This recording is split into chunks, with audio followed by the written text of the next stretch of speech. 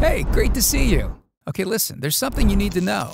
You are being robbed. It's okay, you don't need to check your wallet. I'm not talking about that. I'm talking about you being robbed of your time. All right, so let's take a look at how. Each of us has 24 hours in a day, right? And work takes up to 8 to 10 hours, and that's just at the office with commuting taking up, what, maybe another 2? So you've got 4 hours to divide among everything else life throws at you. And at the end of the day, you're left wondering where all of it went and why. I mean, think about it for a second. You're working so hard now so that you and your family can enjoy life later, right?